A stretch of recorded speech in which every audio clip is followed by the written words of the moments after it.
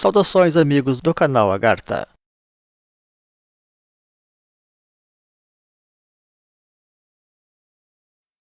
Sempre que tratamos do assunto das castas, procuramos deixar claro que este sistema sofreu sérias deformações desde os tempos em que foi criado na Índia antiga. Nossas presentes considerações partem então basicamente de um plano original de coisas, num autêntico contexto ideal de Idade de Ouro, e não da situação residual de cultura de Kali Yuga que hoje prevalece com suas instituições deturpadas e decaídas. Nosso objetivo é fazer justiça aos planos originais e também ajudar a inspirar uma eventual restauração em qualquer momento que o karma planetário o permita uma vez mais. Ainda assim, também reservamos um espaço para a justa reflexão de que a cristalização das castas por nascimento pode ter colaborado para preservar ao menos parte do seu valor original, o suficiente para alegar, todavia, uma noção do verdadeiro esplendor das antigas instituições védicas. No presente trabalho, trataremos também de dar ênfase, então, àquilo tudo que, não obstante, tem sido preservado dentro deste peculiar sistema social da Índia clássica ou antiga. Depois da nossa vinheta. Deixe o seu like, inscreva-se, ative o sininho e compartilhe. Pese todas as reconhecidas deformações que o sistema social hindu tem sofrido através dos séculos, o fato é que as castas orientais ainda representam uma grande expressão da magnificência da sabedoria hindu, pela capacidade de inclusão de toda a vida dentro da evolução do homem integral, e sobretudo pela base educativa profunda a elas inerente. Naturalmente, não se trata, portanto, de uma simples adaptação social da espiritualidade, e sim da mais pura realidade da iniciação em toda a sua irisada natureza, visando organizar e se apoderar de todos os planos de consciência humana. Para René Guénon, a palavra sânscrita para casta, ou varna, que significa cor, remete na sua base às cores espirituais da alquimia mística. E nisto tem-se por modelos não tanto a própria experiência dos chamados místicos, santos ou ascetas comuns, excessivamente reclusos ou afastados do mundo, e sim dos mais altos iniciados, cujas vidas plenas sempre foram exemplo e referência para a humanidade, desde suas ricas e complexas biografias, mais exatamente os avatares, porém também os mestres universais da categoria dos grandes adeptos. Contudo, para compreender isto, precisamos enxergar o tema das castas desde um ângulo tradicional, vendo-as devidamente como condições ou mesmo como estágios, sobretudo culturais, e não exatamente econômicos, como acontece em nossos próprios tempos materialistas. Mais exatamente, e para poder tratar realmente da relação entre castas e iniciações, devemos nos reportar em primeiro lugar aos ashramas, que é o antigo sistema de educação permanente inerente ao sistema social védico ou mesmo antigo e tradicional, ainda que o modelo hindu tenha sofrido várias distorções neste campo que trataremos também de comentar, já a partir da própria inversão de subordinação na relação casta-ashram, posto que nas origens era a educação que determinava as castas e não o contrário. O nome completo do sistema é Varnashrama Dharma, que pode ser traduzido como Lei das Castas Espirituais, e onde podemos entender a própria palavra espiritual como transformação, segundo Alice Bailey. Hoje, contudo, essa subordinação foi invertida, como vimos, e mesmo assim, nem todas as castas têm hoje mais o direito a tal educação especial. Foi o afastamento da sociedade hindu das hierarquias superiores que resultou na perda do seu elan iniciático, colocando ênfase humana, então, sobre o aspecto formalista das castas, acima da sua antiga educação espiritual ou holística. O status de nascimento confere às castas uma fatalidade e uma perenidade altamente fantasiosa. Contudo, tal como o símbolo faz referência à essência, estas castas cristalizadas ainda podiam remeter ao aspecto formal ou simbólico da iniciação ou seu produto sociocultural final. Tratemos, pois, de demonstrar a natureza da relação original entre as castas e estes ashramas, Lembrando também que, a rigor, não se tratam de associações exclusivas e sim cumulativas. Na verdade, tanto as castas como os ashramas são cumulativos em cada existência. E ninguém nasce realmente em casta nenhuma e tampouco dotado de qualquer iniciação. Tudo dependendo da tomada pessoal de posição na vida no rumo de uma consciência maior.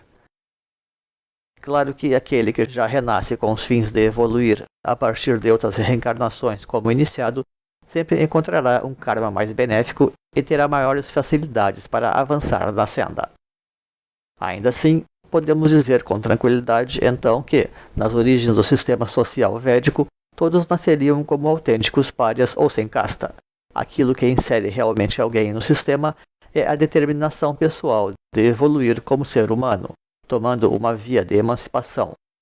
O que acontece neste caso a partir da adoção do estágio de estudante, com seu característico atributo material de servidor.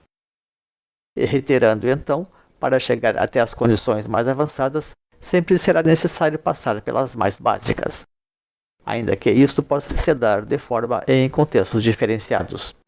Aquele que tem uma vocação natural para sacerdote, por exemplo, não tratará a etapa matrimonial da mesma forma que um produtor o fará, inclusive em termos de tempo, porque quanto mais longe alguém pretende ir, mais rápido ele também deverá caminhar, além, é claro, de buscar qualidades nas suas ações, facilitando com isto a sua superação.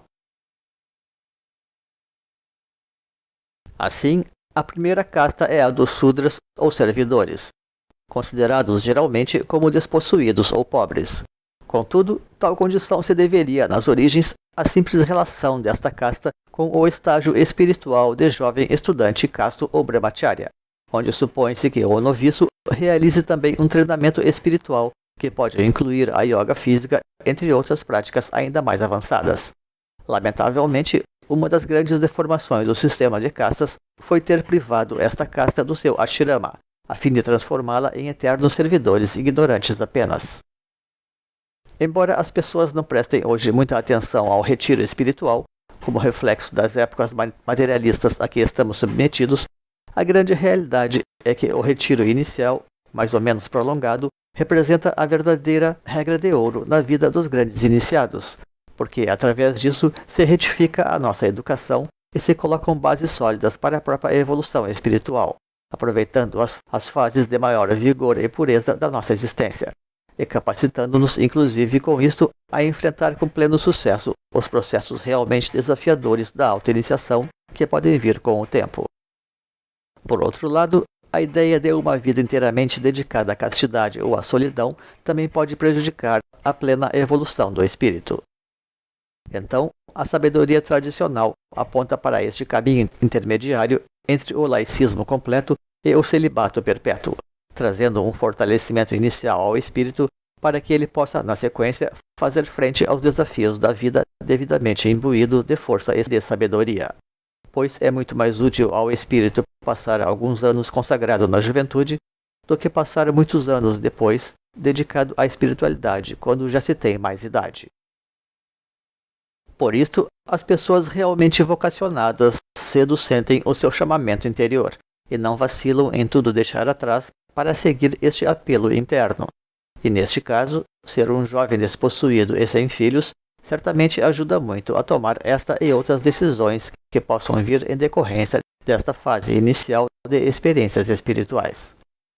Poderia até parecer excessivo socializar esta possibilidade de tal forma.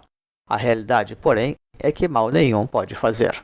O jovem, assim, tem a oportunidade de ver se o seu espírito ressoa com as informações espirituais oferecidas. De outra forma, ele logo terá a oportunidade de se identificar com outras realidades que a vida também virá lhe oferecer. A segunda casta é então a dos produtores e comerciantes, Vaishyas, incluindo aqui o ofício de sacerdote doméstico. Porém, isso não significa tanto o dever de produzir para todo mundo, como um burguês ou capitalista, mas sim pelo fato de que, neste estágio, o indivíduo também deve tomar a condição de grihasta ou a vida de casado, necessitando assim tratar dos proventos desta pequena comunidade doméstica que tende a ser as famílias indianas, com sua natureza agregativa de parentes e de serviçais. Este núcleo doméstico serve então para o iniciado treinar as suas responsabilidades sociais e espirituais, muito importante para a posição que poderá assumir no ashirama seguinte como orientador ou como administrador. Para chegar neste estágio, o aspirante também terá estabelecido elos sólidos com a espiritualidade, obtendo os favores espirituais de um guru que o orientará na sua nova etapa de vida. A terceira casta que segue é a dos kshatriyas, ou guerreiros, relacionados à defesa e também à administração. Daí os mais destacados tornarem-se também reis. A par com este treinamento social, existe a condição espiritual de vanaprastha, ou instrutor espiritual, quando o espírito do guerreiro se refina, fazendo dele um orientador das coisas do espírito. Este é o estágio da verdadeira iniciação, otorgando discernimento e agudeza mental. Várias são as tradições que associam o conhecimento e a guerra, porque, como foi dito, o conhecimento liberta. Não obstante, tal coisa não implica meramente na violência, e, na verdade, as guerras antigas tinham comumente muito mais de ritual que de violência propriamente dita. Sem falar, é claro, no consagrado sentido espiritual da luta interior contra as nossas próprias debilidades. Acima de tudo, o conhecimento outorga clareza que leva à libertação, inclusive na esfera social. Um estrategista necessita muita sabedoria e discernimento, e mesmo guerreiros implacáveis como Gengis Khan e o Uno Átila foram conhecidos como grandes diplomatas também. A quarta e última casta é a dos brahmanes ou sacerdotes. Os brahmanes comumente também são casados, mas a certa altura eles renunciam a tudo, mas geralmente o fazem já com ampla idade e apenas para se preparar para morrer. Enquanto isto, formalmente como brahmane mesmo, ele toma todos os ashramas, até chegar a se qualificar como um perfeito sacerdote.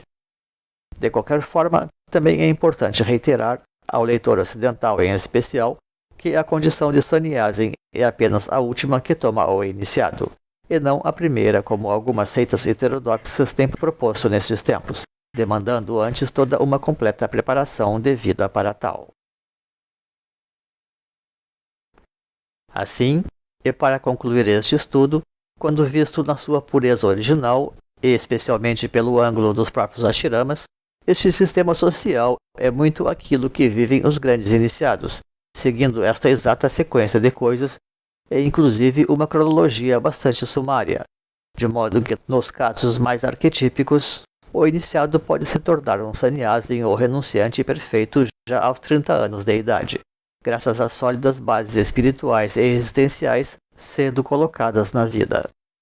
Em nossos estudos, temos estendido, por exemplo, a organização dos ashramas, uma estrutura análoga à da doutrina do Manvantara, e que na prática resulta idêntica à da Tetractys pitagórica para as iniciações, a respeito do que temos tratado já neste canal, sugerindo assim a possibilidade de concluir todo este plano evolutivo no breve prazo de 10 anos de esforços dirigidos. Tudo isso significa, pois, em conclusão, que, desde os parâmetros tradicionais, seria perfeitamente compatível harmonizar uma existência plena, sempre e quando devidamente regrada, com uma vida espiritual também planificada, sempre que as bases estejam devidamente dispostas na existência da pessoa. E com isto encerramos esta apresentação. Agradecemos então pela sua companhia. Deixaremos nos créditos links para vídeos, livros e blogs que possam enriquecer os conhecimentos sobre os assuntos desta apresentação. Um grande abraço e até uma outra oportunidade neste canal. Pax.